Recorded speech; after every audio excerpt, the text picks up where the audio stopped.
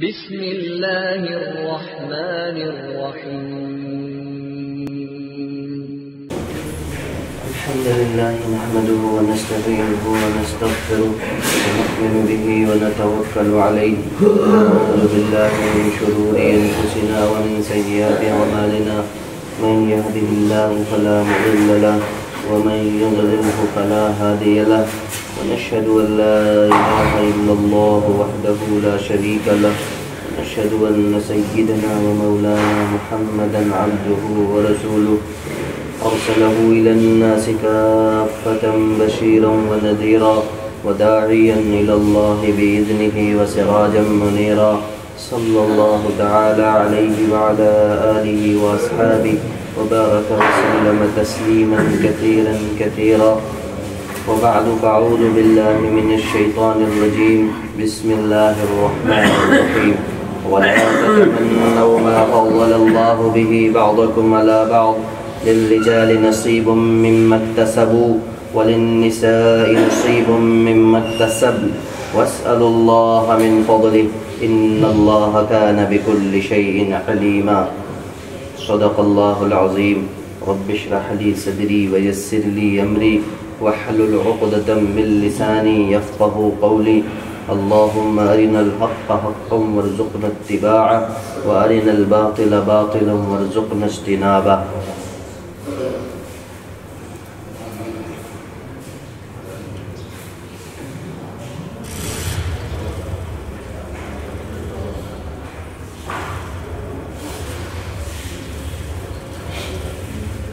یہ سورہ نساء کی آیت نمبر 32 تلاوت کی گئی.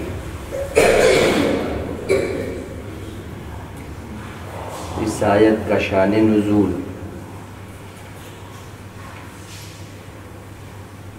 پچھلی آیات میں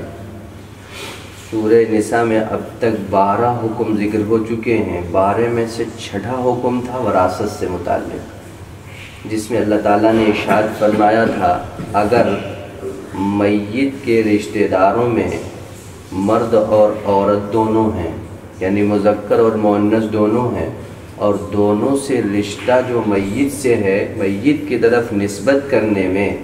رشتے میں دونوں برابر ہیں، قرابت رشتے قرابت داری میں دونوں برابر ہیں، یعنی وہ لڑکی بھی اور وہ لڑکا بھی، عورت بھی اور مرد بھی، دونوں مذکر اور مؤنث دونوں میت کی طرف جو اس کا انتقال ہوا رشتہ داری میں قرابت میں دونوں برابر ہیں، تو پھر حصہ ملے گا مرد کو دگنا، عورت کو اس مرد سے آدھا، یعنی 2 عورتوں کے برابر ایک مرد کو حصہ ملے گا، یعنی گویا کہ مرد کا آدھا عورت کو ملے گا اور 2 گنا مرد کو ملے گا. یہ حصہ قرآن کریم نے پچھلی آیت یوصیکم اللہ فی اولادکم للذکر مثل حظ الانثیین میں ارشاد فرمایا تھا.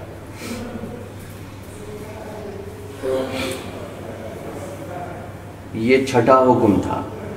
اس 6واں حکم کے بابت میں یہ حکم آیا تھا تو اس میں یہ بات تھی کہ اس کے مقابلے میں جب عورتوں کا حصہ وراثت میں آتا ہے، اسی طریقے سے قرآن کریم کی دوسری آیت کریمہ میں 2 عورتوں کی گواہی کو ایک مرد کے مقابلے میں قرار دیا گیا. تو حضرت ام سلمہ رضی اللہ تعالیٰ عنہ ام المؤمنین نبی کریم صلی اللہ علیہ وسلم کی خدمت اقدس میں عرض کرتی ہیں یا رسول اللہ ہمارا حصہ بھی آدھا ہے، ہمارا حصہ بھی آدھا ہے. ہم مردوں کے مقابلے میں غزوے میں بھی نہیں جا سکتے، مرد تو جہاد کرتے ہیں، یغزو الرجال ولا یغزو النساء، عورتیں تو غزوے میں بھی نہیں جا سکتی، جہاد بھی نہیں کر سکتی ہیں، تو مردوں کو تو فوقیت ملی ہوئی ہے اور ہم لوگ تو فوقیت نہیں ملی ہوئی ہے. کاش کیا اچھا ہوتا کہ ہم مرد ہوتے تو یہی فضیلت ہم کو حاصل ہوتی. حضرت ام سلمہ رضی اللہ تعالی عنہ کا یہ ارشاد کہ کاش ہم بھی مرد ہوتے تو مردوں جیسی فوقیت اور فضیلت ہمیں ملتی. ہم عورت ہیں، اب ہمیں وہ فوقیت جو مردوں کو حاصل ہے ہمیں نہیں مل سکتی. یہ بات حضرت ام سلمہ نے کہی. یہ بات حضرت ام سلمہ نے بطور اعتراض کے نہیں کی، بلکہ صرف بطور تمنی کے کہی کہ کاش ہمیں بھی وہ فضیلت ملتی، ظاہر ہمیں تو یہ فضیلت ملنے سے رہی۔ تو اللہ تعالیٰ نے یہ آیت کریمہ کا پہلا جز وَلَا تَتَمَنَّوْا مَا فَضَّلَ اللَّهُ بِهِ بَعْضَكُمْ عَلَى بَعْضٍ نازل فرمائی۔ بعض روایات میں ہے کہ ایک عورت آئی نبی کریم صلی اللہ علیہ وسلم کی خدمت اقدس میں حاضر ہوئی اور اس نے کہا یا رسول اللہ، جس طریقے سے مردوں کو مالی اعتبار سے وراثت میں حصہ ہم سے دوگنا ملتا ہے، اسی طریقے سے ہمارے مقابلے میں اس کی گواہی زیادہ قابل قبول ہے، تو کیا یا رسول اللہ اعمال میں بھی یہی صورت ہے کہ ہمیں آدھا ملے گا اور مردوں کو زیادہ ملے گا، ہم سے دگنا ملے گا؟ اعمال صالحہ جو کیے جاتے ہیں اس میں ثواب کے اعتبار سے بھی ہمیں آدھا ملے گا، مردوں کو زیادہ ملے گا۔ تو اللہ تعالیٰ نے اگلا جملہ لِلرِّجَالِ نَصِيبٌ مِّمَّا اكْتَسَبُوا وَلِلنِّسَاءِ نَصِيبٌ مِّمَّا اكْتَسَبْنَ یہ نازل ہوا۔ اسی طرح سورۃ الاحزاب میں ایک آیت ان المسلمین والمسلمات والمؤمنین والمؤمنات والقانتین والقانتات الی آخر الآیہ، یہ پوری آیت بھی اسی سلسلے میں نازل ہوئی۔ اسی طرح سورہ نساء کے آگے چل کر کے اسی سپارے میں آگے آیت آئے گی من عمل صالحا من ذکر او انثى وهو مؤمن فاولئک يدخلون الجنة ولا يظلمون نقیرا، یہ آیت کریمہ بھی اسی سلسلے میں نازل ہوئی۔ بہرحال اللہ تعالیٰ نے یہ حکم دیا وَلَا تَتَمَنَّوْا مَا فَضَّلَ اللَّهُ بِهِ بَعْضَكُمْ عَلَى بَعْضٍ، اور اللہ جل شانہ نے تم میں سے بعض کے بعض کو، یعنی بعض کو بعض پر اللہ نے کچھ فوقیت بخشی ہے، بعض کو بعض پر اللہ نے جو فوقیت بخشی ہے اس میں تمنا مت کیا کرو، اس کی آرزو مت کیا کرو کہ یوں ہوتا یوں ہوتا، کبھی یوں ہو جاتا، کاش کی یوں ہو جاتا، یہ سب مت کیا کرو۔ وَلَا تَتَمَنَّوْا مَا فَضَّلَ اللَّهُ بِهِ بَعْضَكُمْ عَلَى بَعْضٍ، بعض کو بعض پر اللہ نے جو فوقیت بخشی ہے اس میں تم ایک دوسرے سے آگے بڑھنے کی تمنا اور آرزو مت کرو۔ وَلَا تَتَمَنَّوْا، یہ مت دیکھو کہ یہ آگے بڑھ گیا وہ آگے بڑھ گیا، نہیں، یہ سب مت دیکھو کون کیا کر رہا ہے، کرنے کی جو چیزیں ہیں وہ کرنی چاہیے۔ چنانچہ اگلا لِلرِّجَالِ نَصِيبٌ مِّمَّا اكْتَسَبُوا، یہ حضرت ام سلمہ رضی اللہ تعالیٰ عنہ کا جواب ہو گیا۔ یہ مت سوچو اللہ نے جو تمہیں فوقیت دی ہے، اللہ نے جو تمہیں جس حال میں تمہیں اللہ نے فضیلت بخشی ہے وہی ٹھیک ہے، یہی تمہارے لیے مناسب حال تھا۔ خدا نخواستہ اگر مرد ہوتی اور مردوں جیسی ذمہ داری پوری نہ کر سکتی تو زیادہ وبال ہو جاتا۔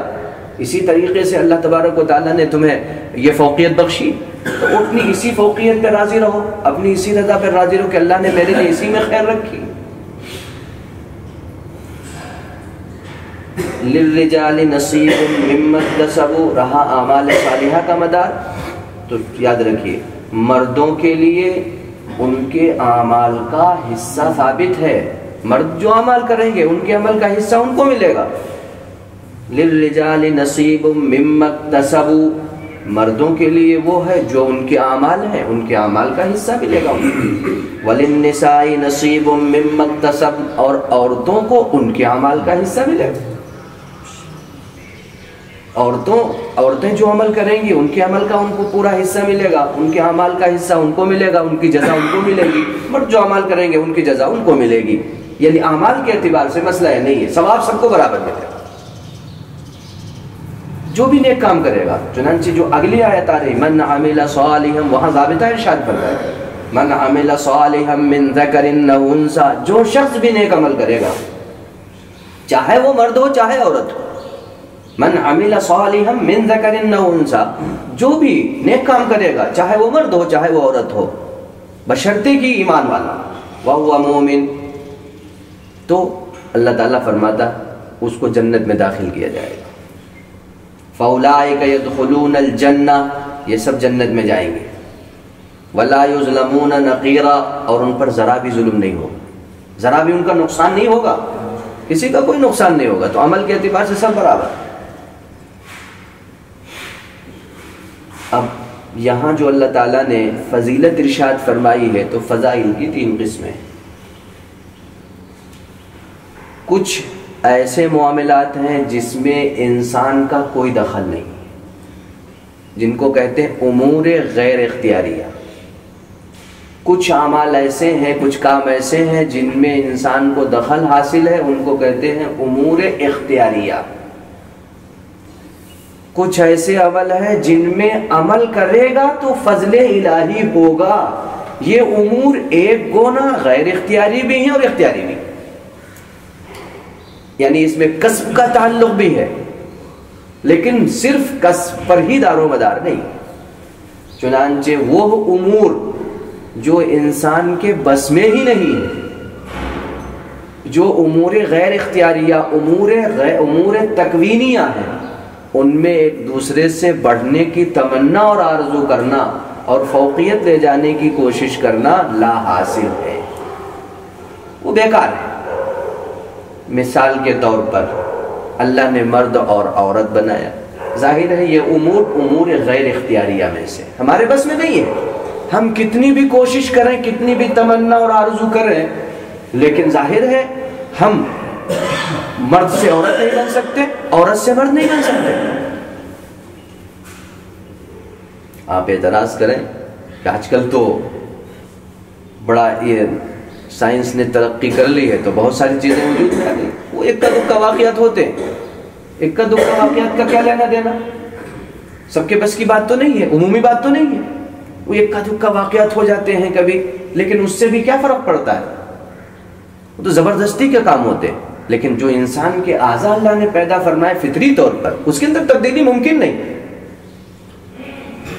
تو یہ اسی طریقے سے حسن و خوبصورتی، بدصورتی، ہم اب کتنا بھی کوشش کریں ہم اپنے نئے نقش کو بدل نہیں سکتے. اللہ نے جیسا بنا دیا ایسا چہرہ ہے. ہم کتنا بھی چاہیں یہ حسین نہیں ہو سکتا ہے. ہم کتنا بھی کوشش کر لیں، ہمارا یہ نام نقشہ جو کچھ بھی ہے یہ ہمارے اختیار میں نہیں ہے. اب اس میں ہم ایک دوسرے سے حرص کریں، بڑھنے کی کوشش کریں تو لا حاصل، بیکار، سوائے طبیعت کی رنجیدگی کے اور کچھ ملے گا ہی نہیں، کوئی حاصل نہیں. اسی طریقے سے اللہ تبارک و تعالیٰ نے جس خاندان میں پیدا کر دیا، اگر وہ اعلیٰ نسب کا خاندان ہے، سید ہاشمی ہے، تو وہ سید ہاشمی اگر ہے تو اعلیٰ خاندان ہے. اور ایک چھوٹے خاندان کا ہے، اگر ایک خاندان کے اعتبار سے نیچے درجے میں آ گیا ہے، وہ سید اور ہاشمی کے اعلیٰ درجے کے برابر نہیں ہے، تو یہ کتنے بھی تمنا اور کوشش کرے یہ سید اور ہاشمی نہیں بن سکتا. یہ امور غیر اختیاریہ کہلاتے ہیں. ان امور غیر اختیاریہ کے بارے میں یہ تمنا اور آرزو کرنا یہاں قرآن کریم نے منع فرمایا. تو ایسی تمنا اور آرزو مت کرو جس تمنا اور آرزو سے تمہیں کوئی حاصل ہونے والا نہیں ہے، بلکہ اس تمنا اور آرزو سے ایک گونا آگے چل کر کے حسد پیدا ہوتا ہے. گویا کہ جو حسد ہے، اور حسد بہت سے فتنوں کا سرچشمہ ہے، اس سرچشمے پر اللہ نے بند لگا دیا. وَلَا تَتَمَنَّوْا مَا فَضَّلَ اللَّهُ بِهِ بَعْضَكُمْ عَلَىٰ بَعْضٍ. اللہ نے جو فوقیت بعض کو بعض پر دی ہے، اس میں جیسے یہ فوقیت آ گئی، ایسے ہی بعض مردوں کو مردوں کے مقابلے میں فضیلت ملی ہوئی ہے. بعض مرد بعضوں کے اعتبار سے بڑھے ہوئے ہیں، مال کے اعتبار سے بڑھ گئے، دولت کے اعتبار سے بڑھ گئے. تو یہ مال و دولت کے اعتبار سے بڑھ جانا، اللہ نے کسی کو مال دے دیا، کسی کو کچھ دے دیا، تو یہ علیحدہ ہے. کسی کو حسن و جمال دے دیا، کسی کے عزت و جاہ عطا فرما دی. ظاہر ہے اس کے اندر ایک گونا کسب کا دخل ہے، لیکن اتنا بھی نہیں ہے کہ بالکلیہ ہمارے اختیار میں، بالکلیہ ہمارے اختیار میں نہیں. تو ظاہر ہے پھر ہمیں ایسی تمنا اور آرزو کرنے کی کیا ضرورت ہے؟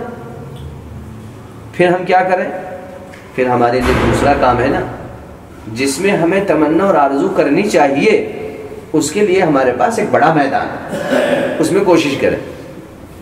اس میں بڑھنے کے لیے ہمارے پاس مواقع، آگے چلیں. یہاں اللہ تعالیٰ نے یہ ارشاد فرمایا وَلَا تَتَمَنَّوْا مَا فَضَّلَ اللَّهُ بِهِ بَعْضَكُمْ عَلَىٰ بَعْضٍ.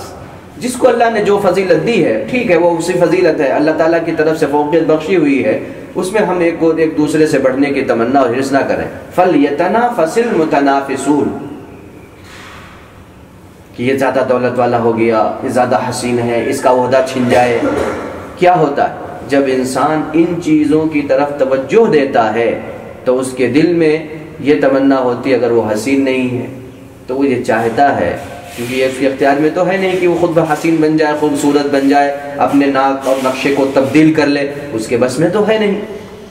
تو کیا ہوتا ہے جب ایسے شخص کو دیکھتا ہے تو اس کے دل میں یہ تمنا ہوتی، میں تو نہ بن سکا لیکن جو کچھ اس کے پاس ہے وہ چھن جائے۔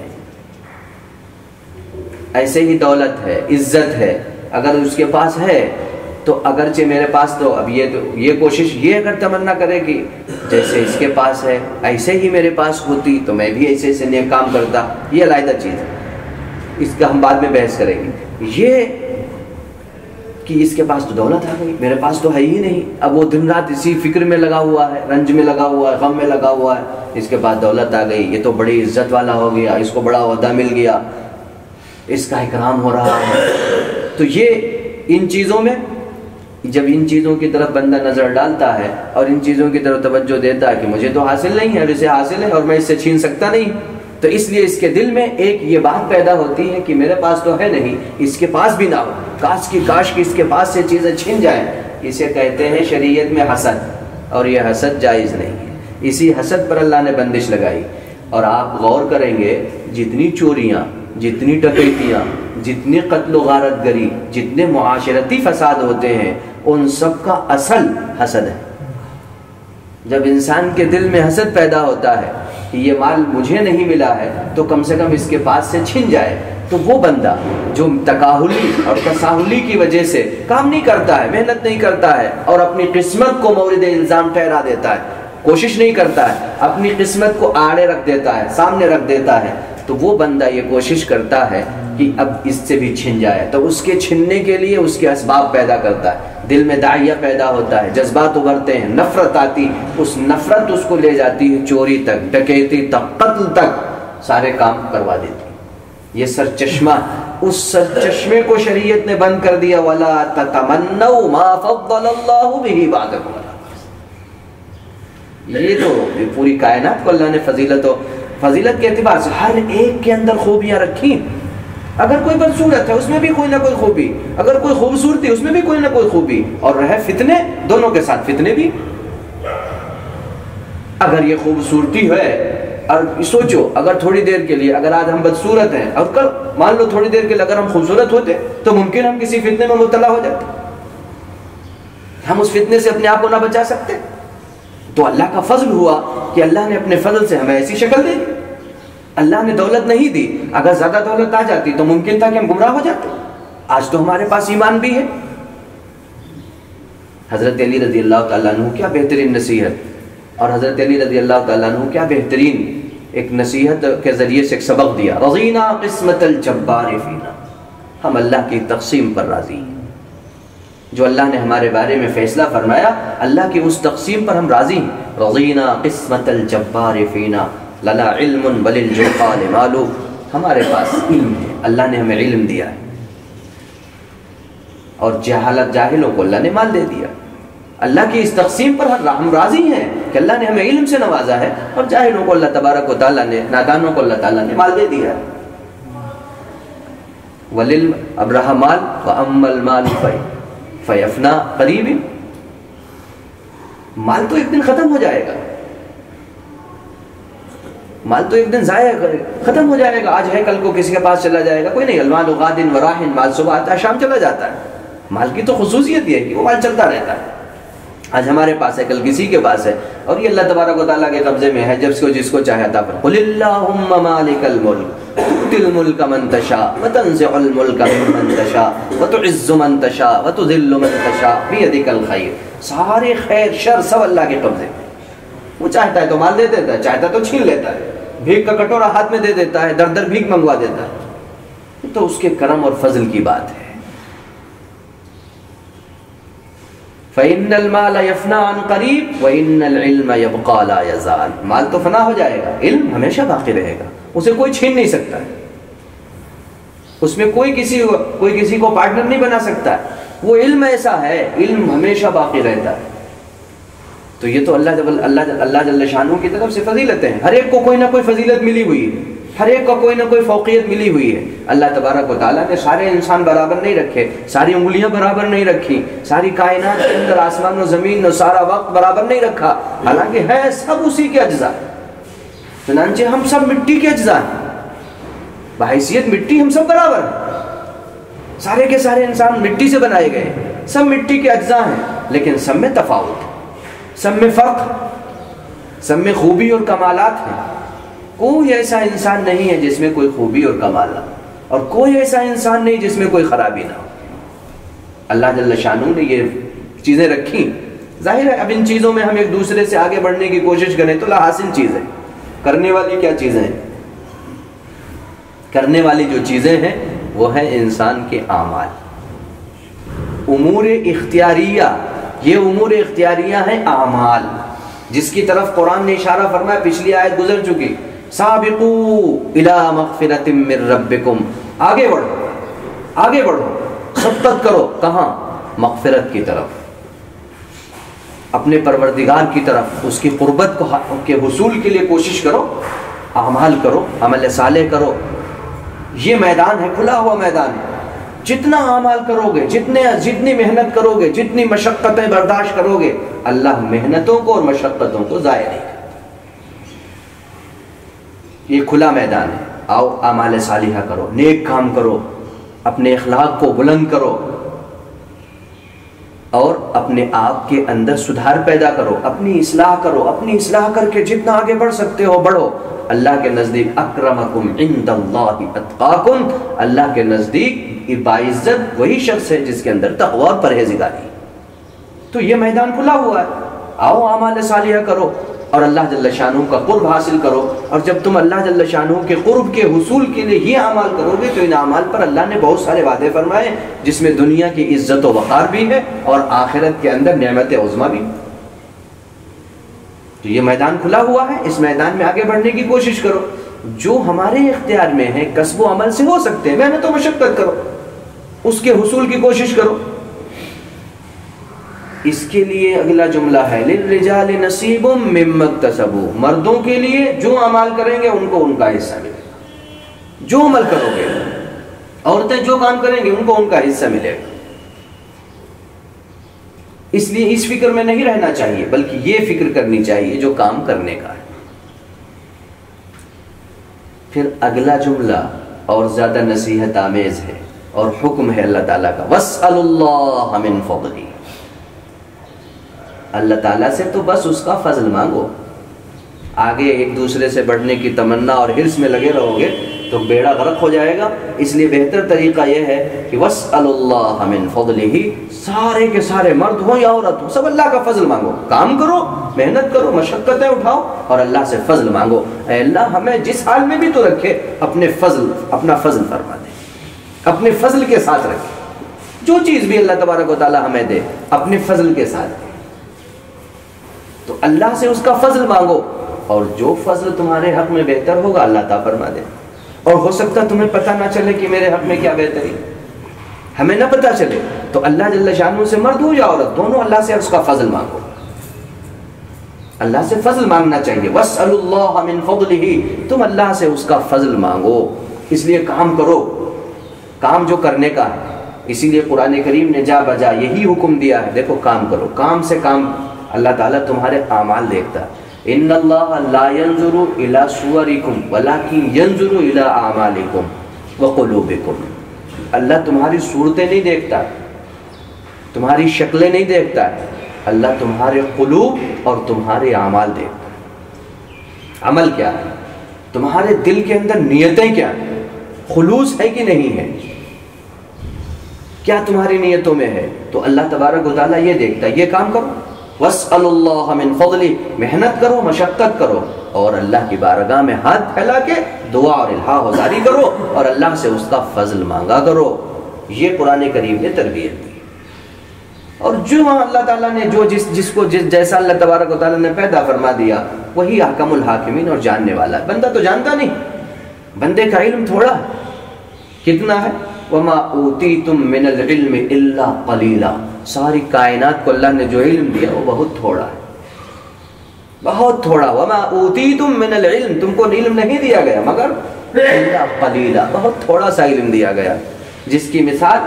حضرت موسیٰ علیہ السلام نے جب خضر علیہ السلام کے ساتھ سفر کیا تھا تو خضر نے ان کو بتایا تھا دیکھو اللہ کے علم کے مقابلے میں ہمارا اور پوری کائنات کا اور تمہارا سب کا علم ایسا ہے۔ اور اس کی مثال وہ سمندر کے کنارے کنارے سفر کر رہے تھے، اور کتنا بڑا سمندر ہے، اس سمندر میں آ کر کے ایک چڑیا نے اپنی چونچ ڈبوئی اور پانی پیا، جو پانی پی لیا تو اس کی چونچ میں جو پانی لگ گیا، جو پی لیا وہ نہیں، جو لگ گیا، فرمایا اے موسیٰ اللہ کے علم کے مقابلے میں پوری کائنات کا علم ایسا ہے جیسے یہ سمجھ لو کہ اس چڑیا کی چونچ میں جو لگ گیا ہے بس اتنا علم پوری کائنات کا، یہ پوری کائنات کے علم کی حقیقت ہے۔ سمندر سے جو چڑیا نے پیا ہے وہ پتہ نہیں کتنا پیا، اسے چھوڑو، جو اس کی چونچ میں لگا ہے، بتائیے اس سمندر میں کیا کمی آ جائے گی جو اس کی چونچ میں لگ گیا، ذرہ برابر بھی فرق نہیں پڑنے کا۔ ایسے ہی اللہ کے علم کے مقابلے میں ساری کائنات کا علم اتنا چھوٹا ہے، اس لیے ہم اور آپ نہیں سمجھ سکتے ہیں کہ اللہ نے جس حال میں ہمیں پیدا کر دیا ہے یہی ہمارے لیے بہتر ہے یا نہیں بہتر ہے، ہم نہیں جان سکتے، اللہ جانتا ہے۔ اس لیے اگلا جملہ ارشاد فرمایا ان اللہ کان بکل شیء علیما، اللہ ہر چیز کو جاننے والے ہیں، اللہ ہر چیز جانتے ہیں، تو اللہ تعالیٰ نے جیسا سمجھا مصلحت کے مطابق، حکمت کے مطابق اللہ نے پیدا فرما دیا، اللہ نے مرد بنایا، عورت بنائی، اور اللہ تعالیٰ نے مردوں کو فوقیت بخشی، مردوں کی ذمہ داریاں بڑھائیں، عورتوں پر ذمہ داریاں کم ڈالی گئیں، ان کی ذمہ داری میں کم چیزیں رکھی گئیں، ثواب برابر دیا گیا، اعمال کے اعتبار سے مردوں پر ذمہ داری زیادہ ثواب، اور عورتوں کو ذمہ داری کم ڈالی گئی، اعمال بھی کم ڈالے گئے۔ دیکھو مرد پورے مہینے عبادت کرے گا، عورت کچھ دن عبادت نہیں کرے گی، لیکن ثواب دونوں کو برابر ملے گا۔ لیکن اب جس چیز میں اللہ نے تفوق اور فوقیت رکھی ہے اس میں اگر ایک دوسرے سے برابری کرو گے، کندھے سے کندھا ملاؤ گے تو ظاہر ہے نقصان ہوگا۔ اللہ علام الغیوب ہے، اللہ تعالیٰ نے اپنے علم کے مطابق اور مصلحت تمہاری مصلحت کے مطابق اللہ نے تقسیم فرمائی ہے، اب تم کندھے سے کندھے کیسے ملا سکتے ہو؟ دونوں ایک ہی جز ہیں، دیکھو دونوں انسان ہیں، دونوں انسان ہونے میں دونوں برابر ہیں، بنی نوع آدم سب کے سب ہیں، مرد ہو یا عورت ہو، یہی نوع آدم کی دو شاخیں ہیں، ایک مرد ہے ایک عورت، لیکن دونوں بنی آدم کا ہی جز ہیں، دونوں انسان ہیں، لیکن اللہ نے یہ فوقیت علیحدہ علیحدہ اللہ تعالیٰ نے جسمانی ساختیں علیحدہ رکھی، عادات و مزاج اللہ نے علیحدہ رکھے، لیکن دونوں ایک ہی جز ہیں، ایک ہی جز ہے۔ تو اللہ تبارک و تعالیٰ نے ان النساء شقائق الرجال، عورتیں مردوں ہی کے حصے میں سے ہیں، یعنی دونوں ایک ہی جز ہیں، ایک ہی ہیں،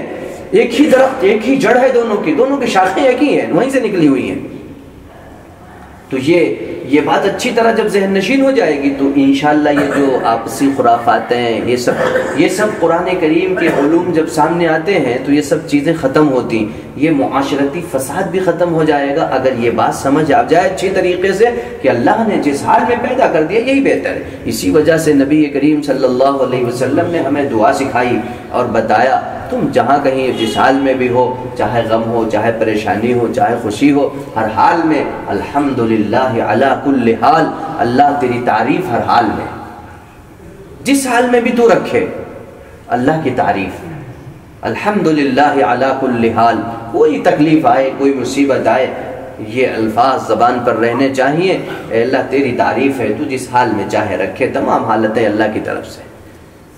تو اس لیے وَلَا تَتَمَنَّوْا مَا فَضَّلَ اللَّهُ بِهِ بَعْضَكُمْ عَلَى بَعْضٍ لِلرِّجَالِ نَصِيبٌ مِّمَّا اكْتَسَبُوا وَلِلنِّسَاءِ نَصِيبٌ مِّمَّا اكْتَسَبْنَ وَاسْأَلُوا اللَّهَ مِن فَضْلِهِ إِنَّ اللَّهَ كَانَ بِكُلِّ شَيْءٍ عَلِيمًا۔ جو محنت و مشقت کرنے کا میدان ہے، اسی وجہ سے وہ احادیث شریفہ جس میں نبی کریم صلی اللہ علیہ وسلم نے عملی اعتبار سے آگے بڑھنے کی ترغیب دی ہے، ان کا مقصود یہی ہے۔ دیکھو دو ہی چیزوں میں انسان حسد کرتا ہے، حدیث میں آیا دو ہی چیزیں حسد کے قابل ہوتی۔ نمبر ایک ایسا شخص جس کو اللہ نے مال دیا وہ خوب خرچ کرتا ہے،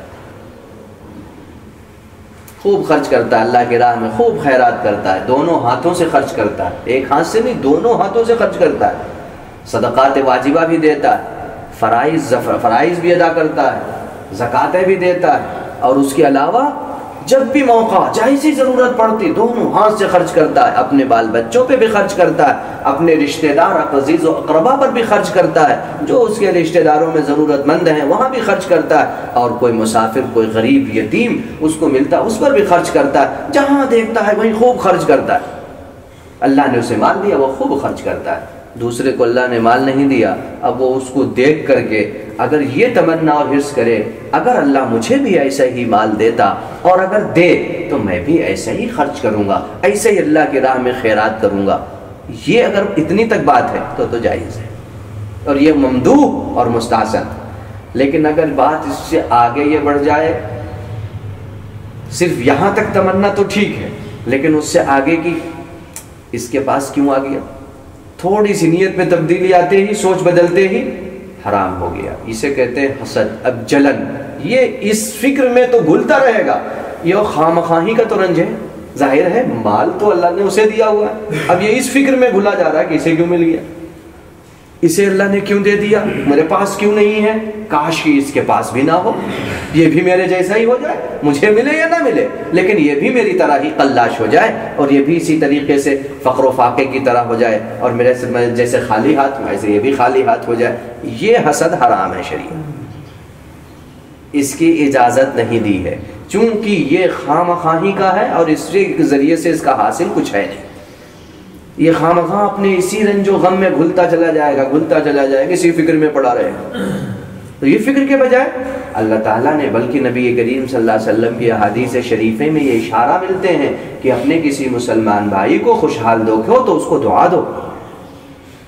اللہ کے رسول نے یہاں تک ترغیب دی، اپنے اخلاق کو اتنا بلند کرو، کسی مسلمان کو مسکراتا ہوا دیکھو تو اس کو دعا دو، اضحک اللہ سنک، اللہ تجھے ساری عمر ہنساتا رہے، کبھی تجھے اللہ تعالیٰ رنج نہ دکھائے۔ ایک مسلمان کو دیکھ کے دوسرے مسلمان بھائی کے اوپر یہ ذمہ داری کہ اپنے مسلمان بھائی کو خوش دیکھ کر کے خوش ہو، لیکن آج تو زمانہ ایسا الٹ گیا، نبی کریم صلی اللہ علیہ وسلم کی حدیث شریفہ کا علم نہ ہونے کی وجہ سے، کچھ کم علمی کی وجہ سے، کچھ کش فہمی کی وجہ سے ہم یہ سوچتے ہیں کہ یہ کیوں مسکرا رہا ہے،